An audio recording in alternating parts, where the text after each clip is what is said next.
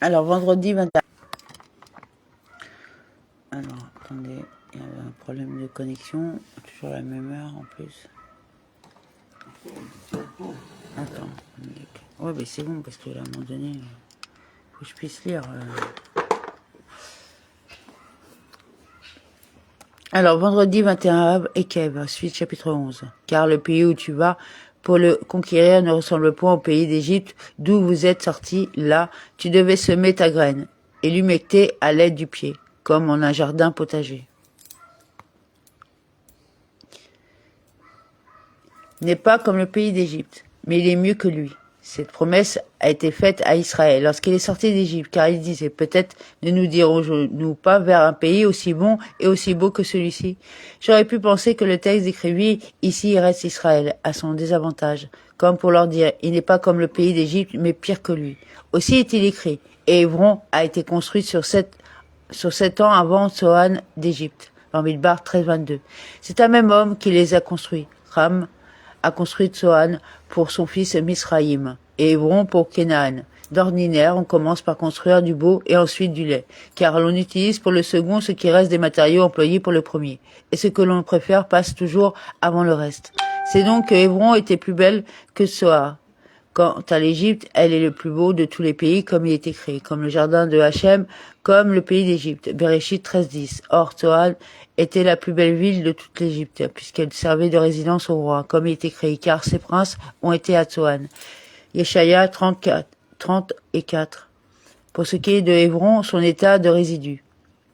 Des restes Israël, dont son utilisation comme lieu de sépulture ne l'empêchait pas d'être plus belle que Sohan. Ce verset est expliqué d'une autre manière dans le traité Ketuvot 112a. Se peut-il que l'on construise pour son fils cadet avant de construire pour son aîné? En réalité, Hébron a été bâti 7 fois plus solidement que Sohan. D'où vous êtes sortis? Pas même comme le pays Ramsès où vous avez résidé et qui constitue ce qu'il y a de mieux en Égypte, comme il est écrit dans la meilleure partie du pays, dans le pays de Ramsès. Bereshit 47-11. Cette province-là, non plus, n'est pas comme Eretz Israël. Et arroser avec ton pied. Il te fallait, pour irriguer la terre d'Égypte, élever l'eau du Nil avec tes pieds. Il fallait que tu te réveilles de ton sommeil et que tu peines, seules les parties basses étant irriguées et non les plus élevées. Il te fallait donc élever l'eau depuis les parties basses vers les parties élevées.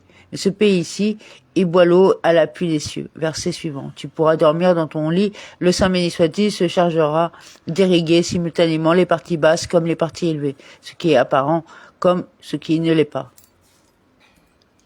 Comme un jardin à légumes, auquel les puits ne suffisent pas, et que l'on irrigue à pied et en portant l'eau sur l'épaule. Mais le pays que vous allez conquérir est un pays de montagnes et de vallées abreuvé par les puits du ciel. Un pays de montagnes et de vallées. La montagne est plus prisée que la plaine. On peut, dans la plaine, sur une surface d'un corps, semer un corps. Sur une montagne, en revanche, pour une surface d'un corps, on sèmera 5 corps.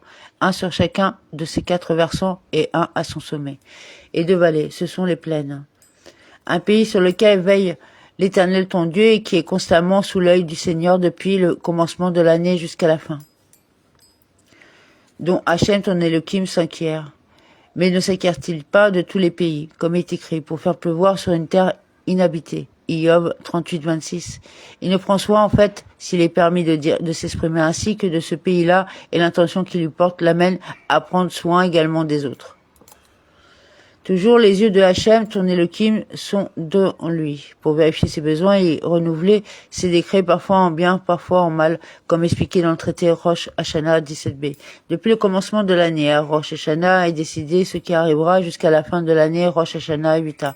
Or, si vous êtes docile aux lois que je vous impose en ce jour, aimant l'Éternel votre Dieu, le servant de tout votre cœur et de toute votre âme.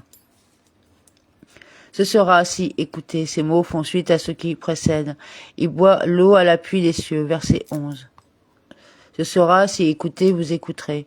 Si tu écoutes ce qui t'a déjà été enseigné autrefois, tu comprendras le 9, Souka 46b. De même, ce sera si oublié, tu oublies. Supra 8-19. Si tu commences d'oublier, un jour viendra où tu oublieras tout. C'est ainsi qu'il est écrit dans une Megillah. Si tu m'abandonnes un jour, 2 jours, t'abandonnerai-je, Sifri. Je vous ordonne aujourd'hui que mes mitzvot vous soient aussi neuves que si vous les aviez entendues aujourd'hui même, Sifri. Pour aimer Hachem, que tu ne dises pas, je vais étudier pour devenir riche, pour que l'on m'appelle maître, pour percevoir un salaire. Mais tout ce que vous faites, faites-le par amour, et les honneurs finiront par venir. Nédarim 62a.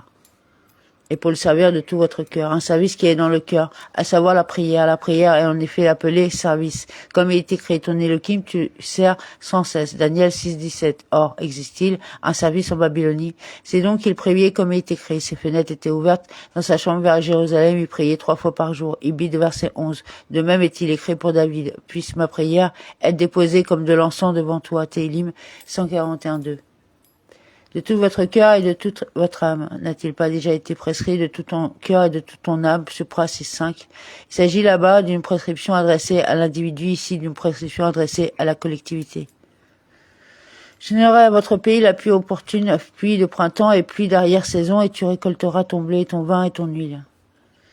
Je donnerai la pluie de votre pays. Faites ce que vous devez, je ferai ce que je dois. Sifri, en son temps.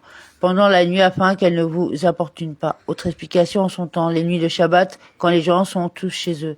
Pluie d'automne, Yoré. C'est l'ondée de qui tombe après les semailles et qui détrempe Marvé, le sol et les graines. Ta'anit 6a. Et pluie de printemps, ou Malkoche. C'est l'ondée qui tombe peu de temps avant la moisson pour remplir l'épi sur la tige ibide. Le mot malcoche désigne quelque chose de tardif. Le Targonogelo se rendait chétif au sens de tardive. Warashi, Bereshit 30, 42 furent à l'avant, ibide. Par Leka Shia, autre explication, on l'appelle makoche parce qu'elle tombe sur les épis mélilotes et sur les tiges cachines.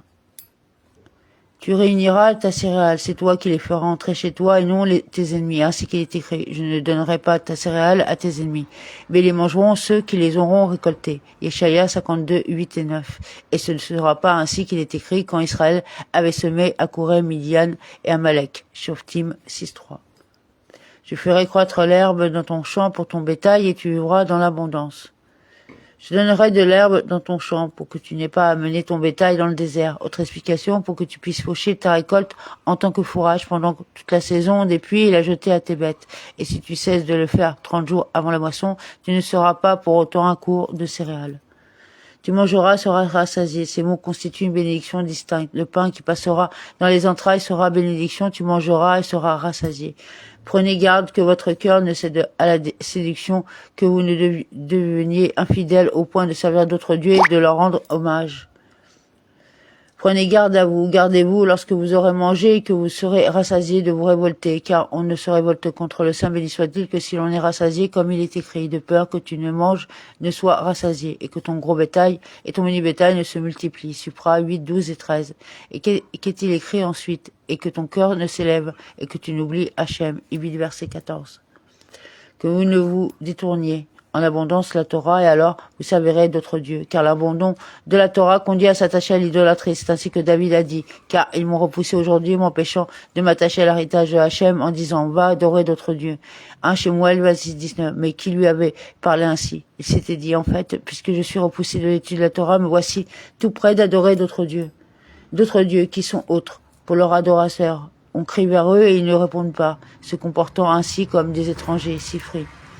La colère du Seigneur s'allumerait contre vous, il dépendrait au ciel de répandre la pluie et la terre vous refuserait son tribut et vous disparaîtriez bientôt du bon pays que l'Éternel vous destine. Sa récolte, même ce que vous lui aviez apporté, elle ne le rendra pas, ainsi qu'il est écrit, vous avez beaucoup semé et peu récolté. Agaï 1,6. Vous serez détruits bientôt. En plus de toutes les autres punitions, je vous exilerai du pays que vous aura fait pécher. Cela ressemble à un roi qui aura envoyé son fils assister à un festin et qui, depuis son trône, l'aura mis en garde. Ne mange pas plus qu'il ne t'en faut, afin de rester propre lorsque tu rentreras à la maison. Mais le fils qui n'aura pas tenu compte de l'avertissement aura mangé et bu plus que de raison. Il aura vomi et éclaboussé tous les convives. Ceux-ci l'auront empoigné par les mains et par les pieds et l'auront jeté hors du palais, Sifri. Bientôt, je ne vous accorderai pas de sursis. Et si vous deviez objecter qu'il a pourtant octroyé un sursis à la génération du déluge, comme il est écrit, ces jours seront 220 années. Bereshit 6.3, voire Rashi Ibid. La différence tient à ce que la génération du déluge n'avait personne sur qui prendre d'exemple, tandis que vous avez, vous, sur qui prendre exemple. Sifri. Imprimez donc mes paroles et dans votre cœur et dans votre pensée, attachez-les comme symbole sur votre bras et portez-les enfrontons entre vos yeux. Vous mettrez ces miennes paroles-là, mais après que vous aurez été exilés, distinguez-vous par les mitzvot, mettez les téphilim, faire des mezuzot, afin qu'elles ne vous soient pas à votre retour comme des nouveautés. C'est ainsi qu'il est écrit. Fais-toi des signes distinctifs. Yéméia 31-20, Sifri. Enseignez-les à vos enfants en les répétant sans cesse quand tu seras à la maison ou en voyage, soit que tu te couches, soit que tu te lèves. Pour en parler, dès le moment où l'enfant sait que c'est parler, enseigne-lui. Moshe nous a prescrit une loi, Safra 33-4, et que ce soit ainsi qu'ils apprennent à parler, d'où l'enseignement. Lorsque l'enfant commence à parler, son père doit lui parler en langue sacrée. Et lui enseigner la Torah. Il ne le fait pas, c'est comme s'il l'enterrait, comme s'il est écrit. Vous les enseignerez à vos fils pour en parler. Inscris-les sur le poteau de ta maison et sur tes portes.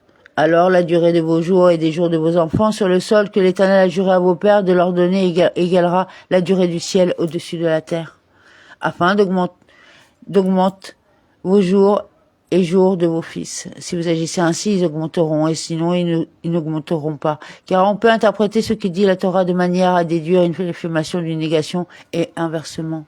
De leur donner, il n'est pas écrit ici de vous donner, mais de leur donner. D'où nous apprenons que la Torah contient une allusion à la résurrection des morts. Sanhédrin 90b. Amen, amen.